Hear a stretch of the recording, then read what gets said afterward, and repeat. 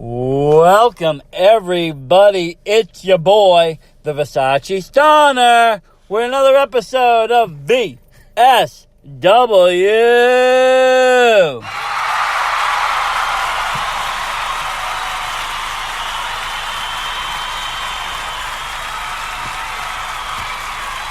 Thank you, everybody. Tonight, you got your boy here, the Versace Stoner. You know, normally we're talking wrestling. Tonight we're talking fights, but on a much grander scale. That's right, the Monster Universe. And I am not alone.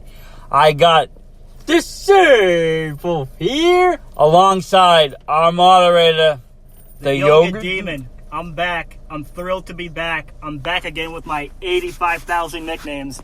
Mike Panchu, Mike Pikachu, Wokachu. That's a new one. I'm the wokest one in the Panchu family. Facts, no opinion. And we got another special guest with us, Justin. What's up? It's Chef Daddy D, because I love cooking and monsters. The cooking monster. And we're here, you know, maybe some of our fans, maybe some of you haven't, you know, watched monster movies, watched, you know, that great Kong versus Godzilla showdown. Talk about, you know, match of the year. I think that stole it. You know, we're here to just kind of panel out and discuss, you know, where the Monster Universe is going to take us next. You know, it can go in many directions. We might not see a Godzilla. You know, we're going to delve into all that tonight. You know, we got some experts in these movies, you know, with us. Justin is one of them. You know, you got us and our expertise, so this should be a very great episode. Definitely want to listen in on this one, guys. Definitely. I can start things off in that regards. I do think that they will lead with Kong in the next film, and they got access to the Hollow Earth, so it'll be a case of Kong exploring the Hollow Earth, finding his family, all that good stuff, discovering other Titans. Maybe we might see Titans from the old Godzilla films, but overall I see a very, very good direction with the Monsterverse after the real main event of the year, Godzilla vs. Kong. Jumping on top of that, I'd love to see more about Kong. I've always been a big monster movie guy, but one of my favorites growing up was original King Kong, and to me, I've always wanted to see a movie where King Kong lived. Seeing Kong in this Godzilla universe gives us what an alternate universe Kong could look like, and I'd love to see some origin around that, him finding his family, and some new fights in the Hollow Earth, and what could come of that, because shit was crazy in Godzilla vs. Kong and Kong Skull Island. You know, and you do say that, you know, it is Kong in a different light. You know, growing up, I watched Kong 2. I watched, you know, the 30s version, you know, and it came out again, remake. And, you know, back then, Kong was in what we call the wrestling world, the heel. You know, he was the protagonist. He was the one that would, you know, he kidnapped the girl. He was the evil one. You know, the government had to stop him. You know, eventually they did. Like you said, he died in the end of it. You know, he's been portrayed as the villain again for many years until they remade it. And, you know, until we seen Skull Island, I think he was always almost the villain. I feel like they always painted him in a different light and painted him to be more of a villain. I feel like he was actually just a misunderstood, lonely gorilla, because you see that movie. How many times have you seen the remake and he's always been the only one of his kind? Absolutely, you see that a lot. And in the Godzilla vs. Kong fight, you did see his interaction with a mute girl, and they became like best friends, and Kong really just wanted to do what's best for his future. He felt really isolated, and it showed in the Godzilla vs. Kong movie. He wanted someone to connect with. He wanted that in the older movies, and he wanted that in this movie. He always wanted the girl that he captured, that he eventually grew like some kind of bond with, and then he had the bond in Godzilla vs. Kong with the small girl, Gia. It was really cool to see. I think out of all of the older Kong movies, I think one of my favorites, though, was the most recent remake back in 2008, the Peter Jackson one with Jack Black. Mainly because I feel like you never got to see Kong live up to his full potential of fights. He was always just taken to New York, and you see the whole spiel of him running through the city, climbing up the tower, and getting shot down. But in that one, you actually got to see him have this showdown with not one, not two, but 3 different T-Rexes in the jungle while still holding that girl in her fist. And it was really cool to see a fight scene like that. And ever since then, I was like, I'd love to see him in a more bigger fight with someone of his caliber. So seeing him in action in Kong Skull Island, going up against the skull crawlers and even other little monsters on the island, and seeing him go toe-to-toe with Godzilla and Godzilla versus Kong was a very big treat for me, something that I've waited for a very long time. So now with more opponents for Kong, do you think, maybe he will take the role of that Godzilla that we've seen for years and years, and maybe we start to see, Kong versus Mothra, or Kong versus some of the other monsters that have, battled with Zilla over the years? I would love to see crossovers like that of him taking on different Godzilla opponents. And there's, again, we're going to be delving into the Hollow Earth. There could be a whole new set of monsters and kaiju that we've never even seen before, never even heard of before. So I'm just excited to see where the creative team goes with this scripting. I feel like there are endless possibilities, but Godzilla and Kong, I've loved them both, but I feel like I've always rooted for Kong. To me, he's always been like a little Mac. He's been an underdog, and I've always loved an underdog story. And in this most recent movie, I was hoping for him to win. He may have not won the fight, but I feel like he won the movie. I mean, when it comes to them two fighting, I know a lot of people, and you particularly, have always, rooted for Kong to win. I think just by science alone, it's just not possible. I mean, you have a nuclear, basically powered dinosaur that can breathe fire and nuclear powers that would disintegrate, any kind of flesh. But Kong did give him a battle, and Kong did fight Megazilla very, very well. I think if Kong didn't have the axe, he would have gotten his ass whooped a lot earlier in the movie. And I know that they gave him the axe as kind of like a power-up to take on Godzilla. Well, yeah, to make it a fair fight. Make it as fair as it could be, because Godzilla does have a lot on Kong that he normally doesn't have. Kong is a very up-close and personal fighter. I feel like Godzilla, with his tail and his nuclear breath alone, can keep people at a distance. And there's that one scene where he starts firing his nuclear breath and you see Kong running away. As long as he could keep Kong at a distance, Kong couldn't do much but try to throw shit at him and get as close as he could to close the gap. What really made this movie special, speaking of, I know you guys are into video game terms, especially with the Super Smash Brothers community, I feel like Kong was the more traditional MMA or boxer, physical fighter, and Godzilla was more of like the special attacker that you see these Nintendo characters like the Mario Fireball and the Bowser Flames. Yeah, I agree 100%. Definitely. But speaking, back on Kong, there's also kind of a size discrepancy, if I have to say. It seems that Kong over the years has gotten a little bit smaller. Actually, he's gotten a lot bigger. In the older movies, let's put it into perspective, he was always climbing the Empire State Building in New York. So he had to have been, maybe... I can't give you a number off the top of my head, but maybe like 20 feet tall. Something like that. Okay. He definitely was not... In older movies, he never could have taken on Godzilla. They had to rewrite him in the MonsterVerse to give him the huge power-up that he needed. And to give him a size gap. Because if you put 2008's Peter Jackson's Kong up against modern-day Godzilla, Kong would lose instantly. There would just be too much of a power difference and too much of a size difference. So there's been discrepancies all across, basically. Whoever directs the movie and has written it kind of has changed these characters to kind of just portray their story. Rather than like in other traditional, movies, characters generally seem to stay the same regardless of who takes it on. Similar to like Batman. Batman doesn't really change movie to movie much. Maybe some cool new gear, but he's not becoming, 5 feet and 1 inch, a 9 foot built, ripped, Macho Man looking guy in another. It's kind of, a baseline, but it seems like, in the MonsterVerse, they've kind of played with both, Godzilla's size as well. And just kind of trying to figure out how to balance the two off for years and years and years.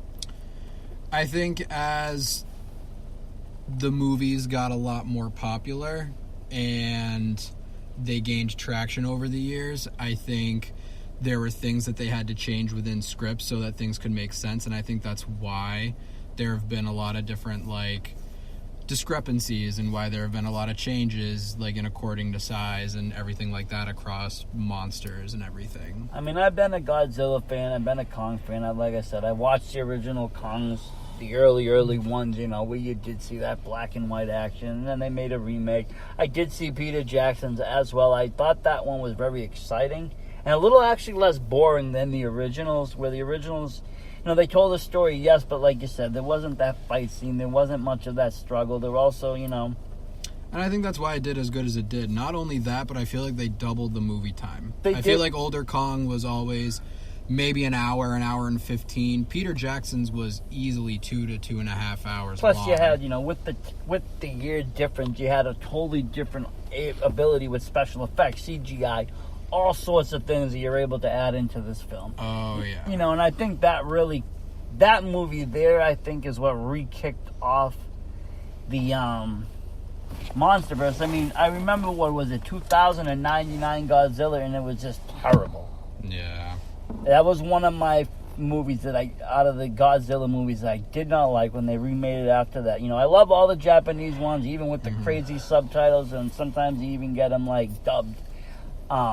Those are all great, but when it came to that 99 2000 one, I just was cringe, and it made me really not like monsters for a while until that Peter Jackson Kong came out, and that kind of reintroduced things, and then you obviously got a new Godzilla movie that took off finally. And I feel like they kind of reinvented Kong in the 2008 one even a little bit. It was still the same story, but because the movie was so much longer, I feel like they got to delve a little bit more into what he actually did on the island. Like I said, in the older Kong movies, like the original black and white one, and then you had the one from 1975 with Jeff Bridges, you never really saw him much except for walking around his habitat. In the 2008 one, you got to see him brawl those T-Rexes and kind of get into it, and it was all right, we painted him as more of a fighter and an aggressor. I think that tracked it off, like you said, to be able to reinvent him for the MonsterVerse this time around with Skull Island and Godzilla vs. Kong. I was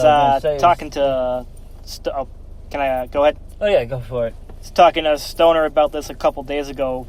We discussed some more theories for the future of the MonsterVerse. We both agreed that they should keep Godzilla off screen for a long time. They should just focus on Kong, have Kong explore the Hollow Earth, have Kong get into it with the other monsters. You can do standalone films with Rodan and Mothra, but have the build-up be where they mention Godzilla, they say he's never going to come back, some unstoppable force comes around, and just have the fans begging for Godzilla to come back. They'll be thrilled to see him. Even the ones who were for Kong and Godzilla vs. Kong will be happy to see him. Especially if you painted it in the picture of you got a movie, you got a couple of Kong movies now maybe coming out, a couple of series. Kong's really gaining popularity. Or as we say in the wrestling world, he's a super baby face at this point now. He's the face of the MonsterVerse. And all of a sudden he comes across something that he just can't win. He might even look like he's going to die. And if out came Zilla to stop and help him, I think, years to come, I think that would gain a great pop in the MonsterVerse. Absolutely. The new Mega Powers. Really is the new Mega Powers, if you think about it. I mean, those two together are unstoppable, so then think what Hollywood could write as, villains or, protagonists against them. You're going to have some giant, crazy monsters coming our way soon, I think.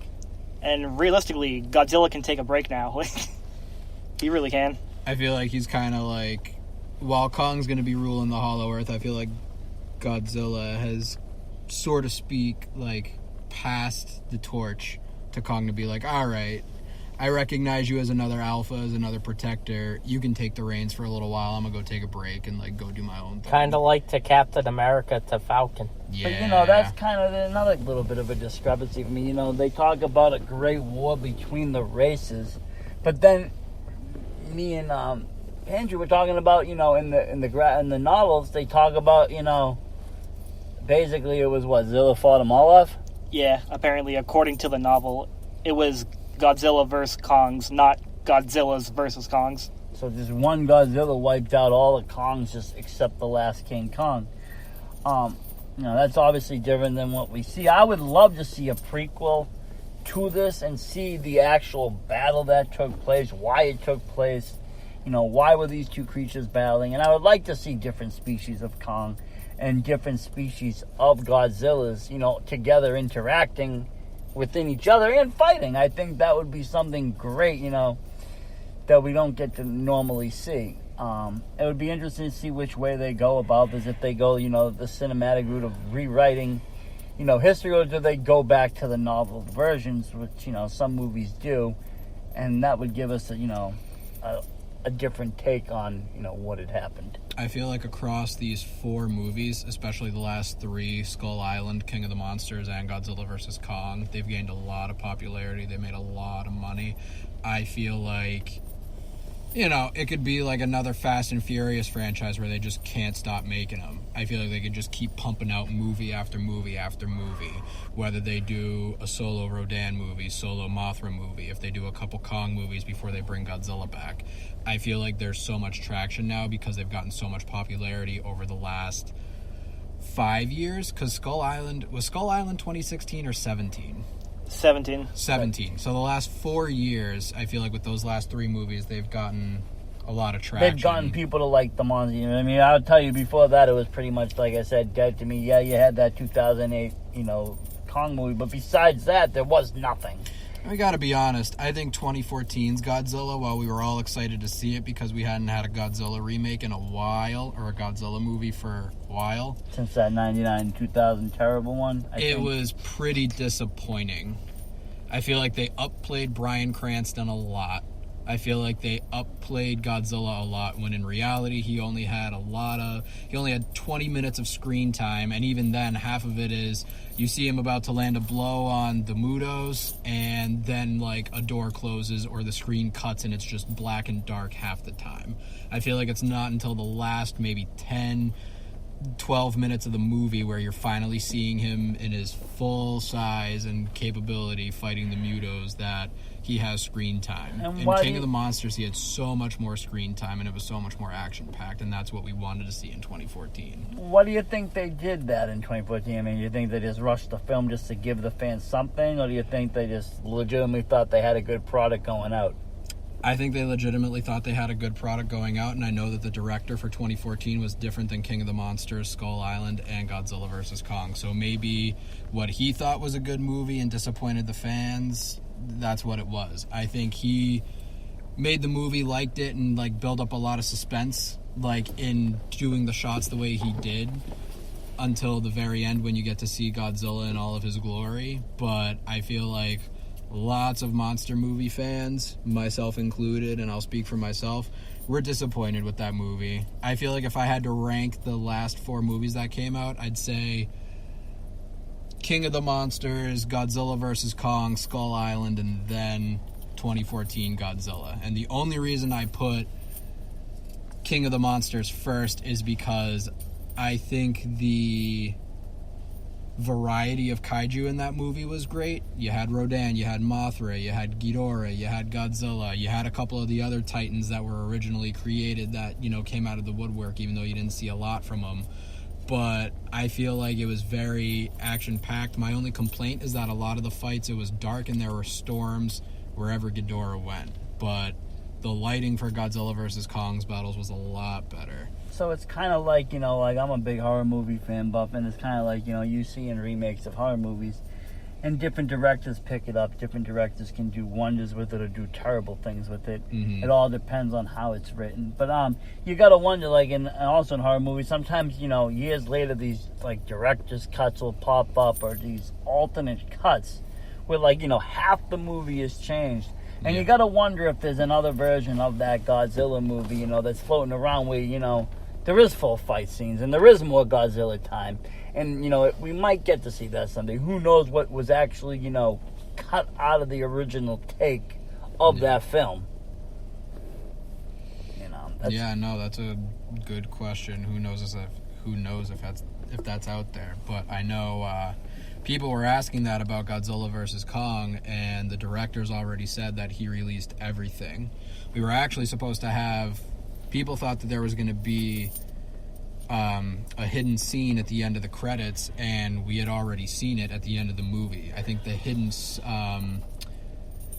scene that was supposed to be at the end of the credits was him in the Hollow Earth swinging, beating his chest, that last moment of the movie, and I think they threw that in there just because, you know, the director said they didn't know how Godzilla vs. Kong was going to do, and they didn't want to promise any more kaiju movies or monster movies until I think they got the results from Godzilla vs. Kong, and they wanted to see where they could take it. Well, the movie absolutely delivered. Even people who never watched a monster film were hyped up for this film.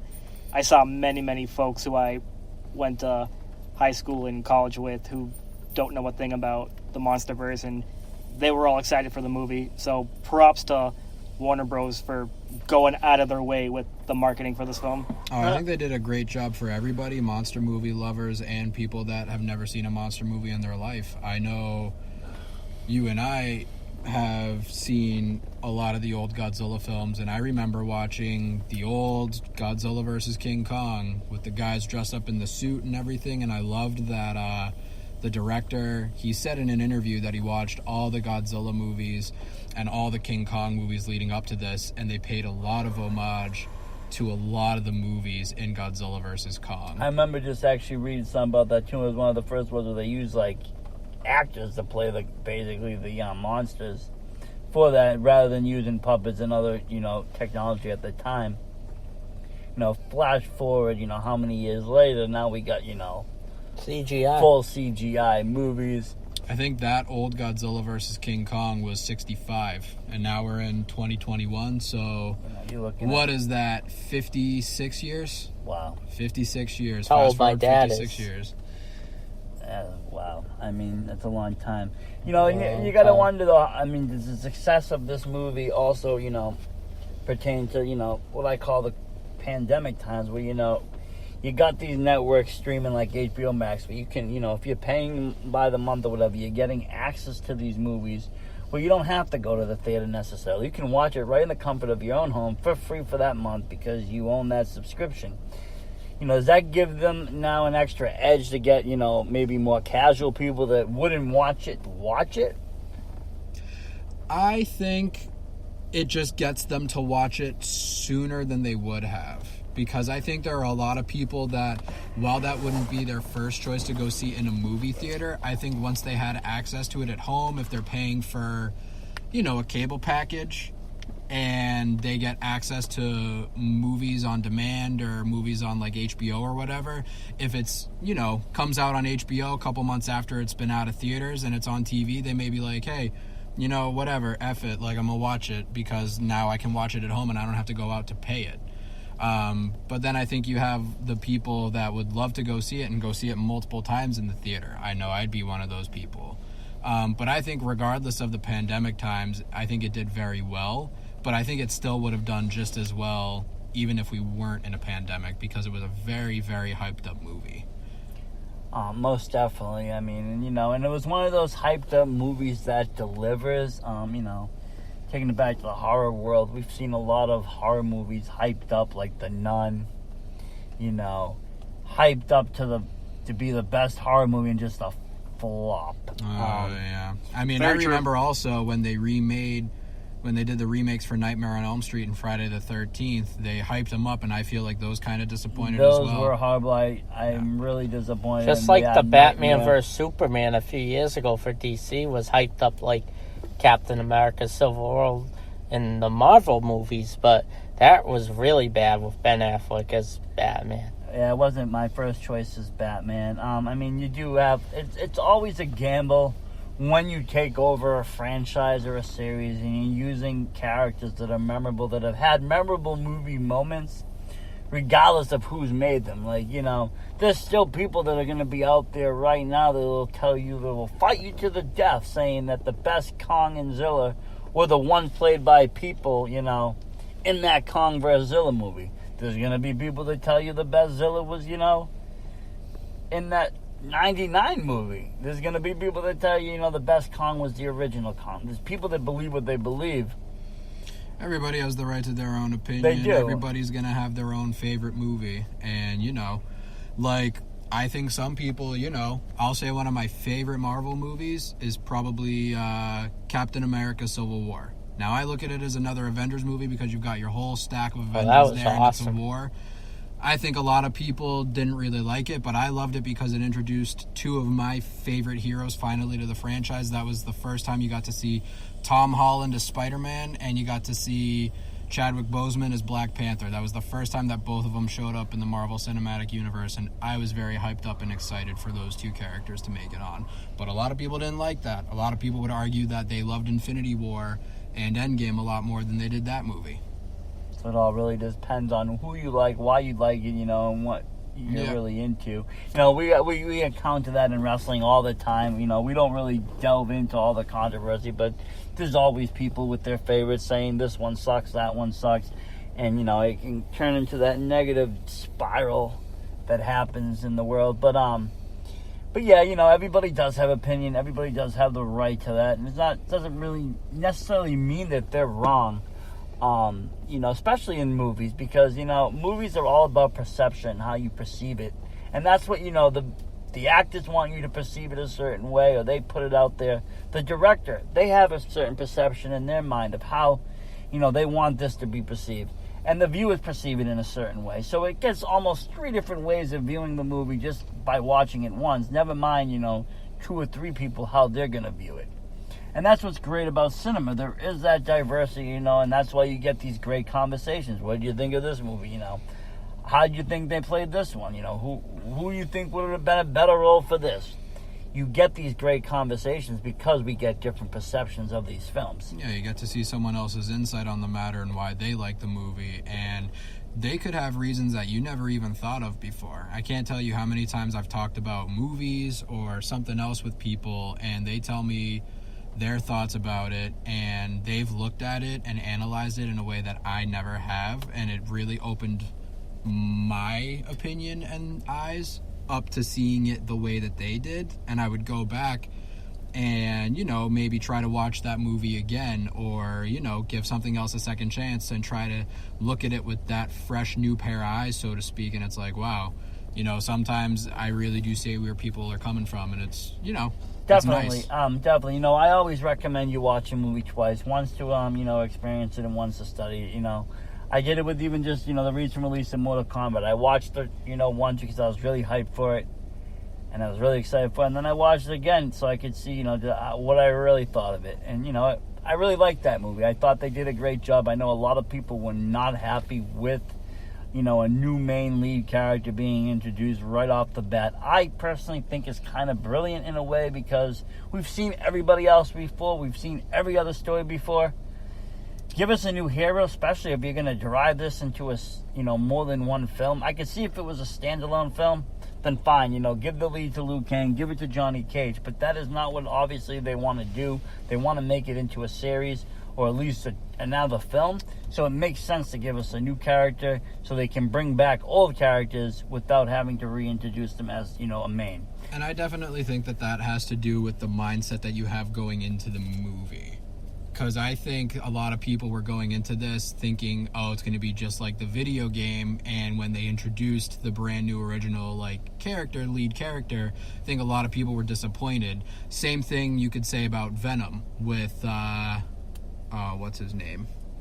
He played Bane in Batman. Yeah. Tom Hardy. I think a lot of people, you know, were watching Venom thinking that, oh, it's going to be just like Venom from Spider-Man, blah, blah, blah, blah, blah. And while he had some similarities, it wasn't exactly that while they're trying to cross over.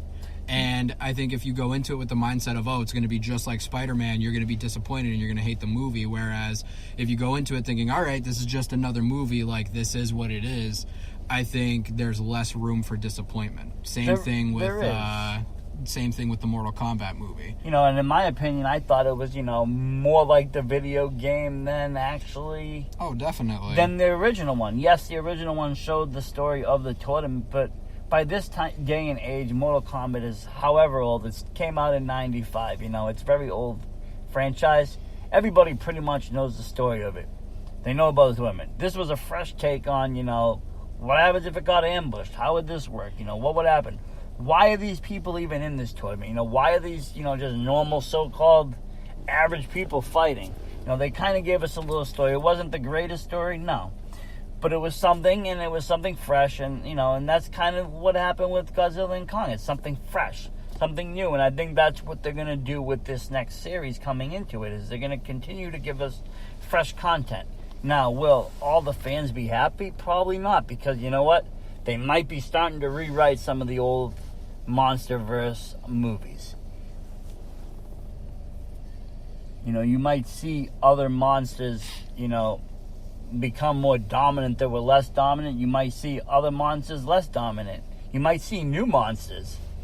And that will always be an issue too, because like when you said, when you introduce somebody new and they're expecting it to be a certain way, it can kind of throw you off. I think it comes down to a lot of people like what they were introduced to, and I think some people are not very open-minded to change and new things, and that can also make it hard.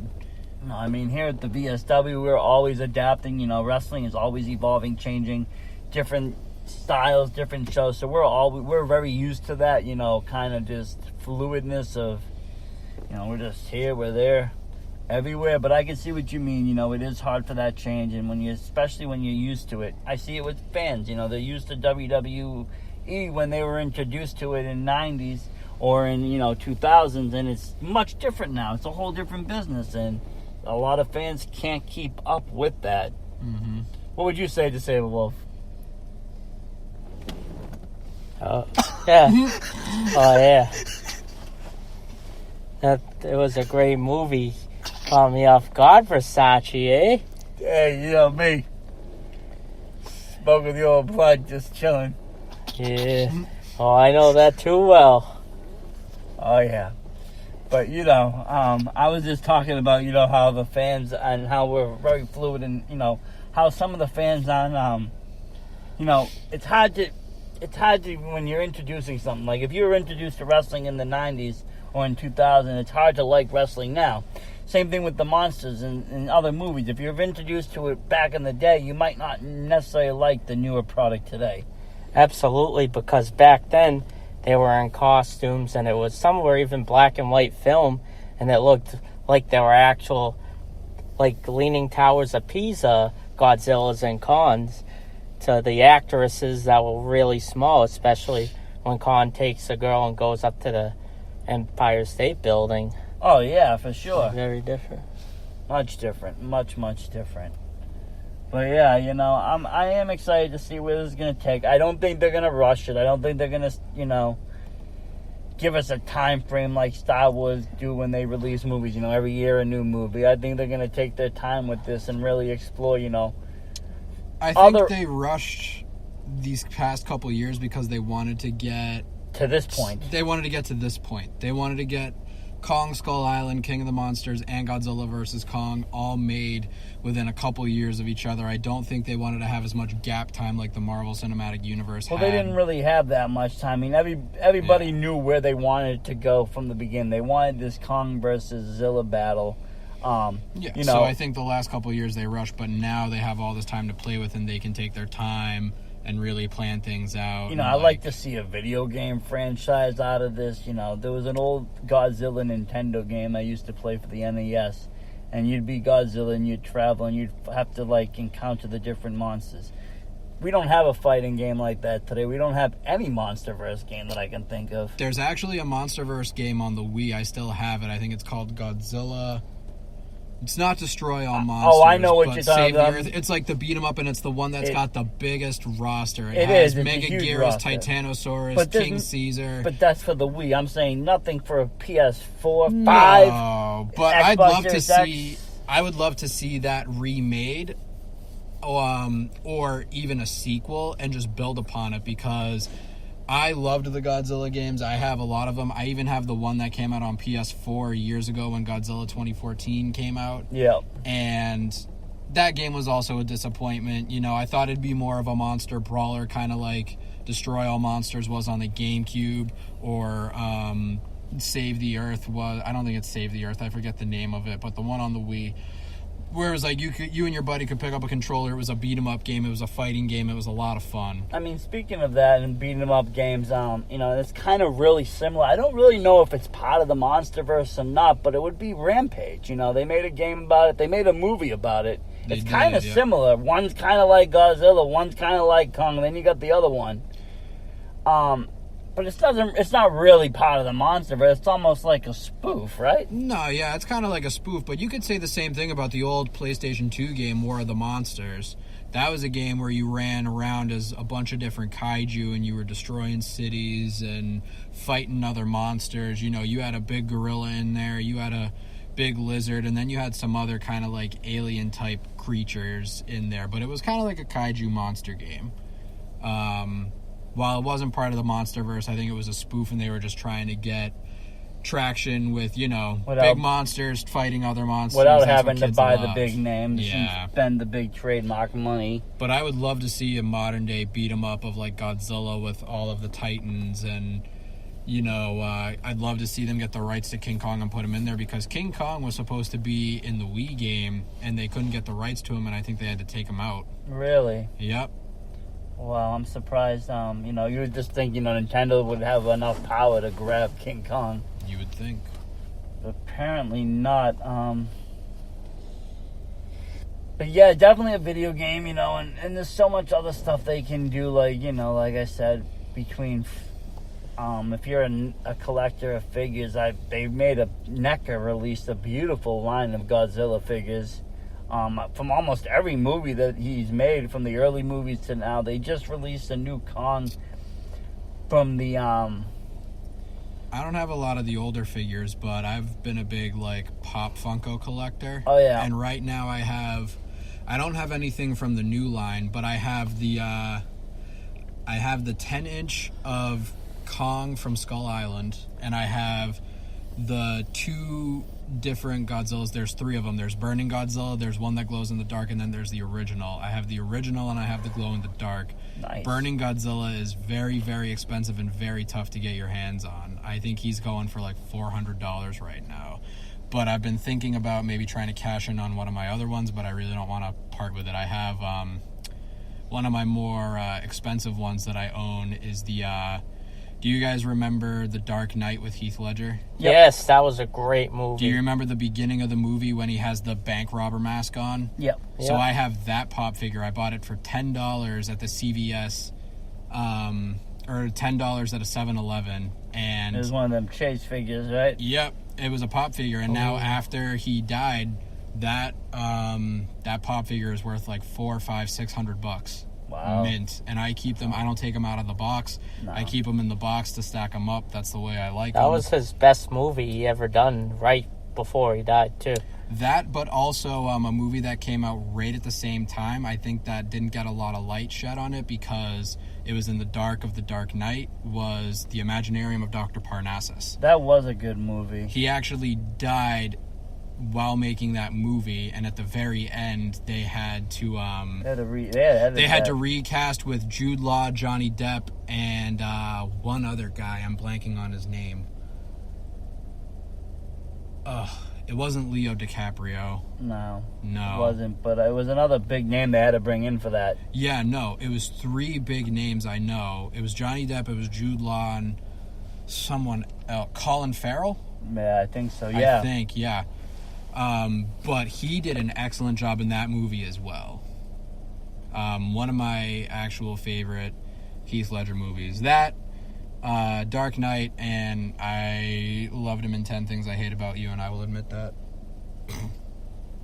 Very, very gifted and actor, I have to say, and he brought a very special essence to the Joker character. Everybody that does it in their own special way.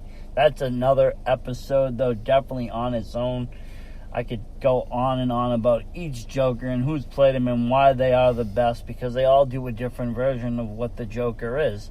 That's another whole, like I said, Joaquin Phoenix did a great job as the Joker. Episode. It really is, and and how people portray Marvel is almost the same way the movies in the MonsterVerse. Every couple of years, people will remake these movies and write things in a different light, and we see these characters in a different way. It's the same thing that we're seeing with the MonsterVerse. I think right now this is what they're going to be rolling with, what we're seeing out of the last 3 movies, and with the Kong versus Godzilla, I think they're going to stick with this storyline for a little bit. I don't see them changing it. I don't see a new director coming in and reinventing the wheel, not especially now that it's this successful and making this much money. And, it can only get bigger.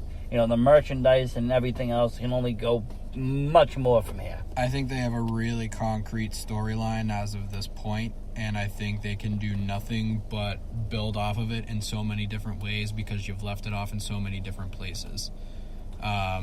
Whether you pick up some other monsters for solo movies or you continue with Kong and him in the Hollow Earth, I think they have a lot of different places they can go with it, and it's really exciting to see what they'll do with what they've done. Most definitely. I am very excited to see what's going to happen in the years that come with this franchise. But this is about all the time we have tonight. I thank you all for coming on this show and speaking about this, Like I said, we, don't just talk about wrestling. We talk about sports. But we also talk about, pop culture, movies, video games, and all life. sorts of other things. You got Pantry talking about health and wellness. We really do try to bring it all to you, and a little something for everyone. So thank you, everybody, for listening. I hope you all have a great night and enjoy it. Versace Stoner out. DisabWolf out.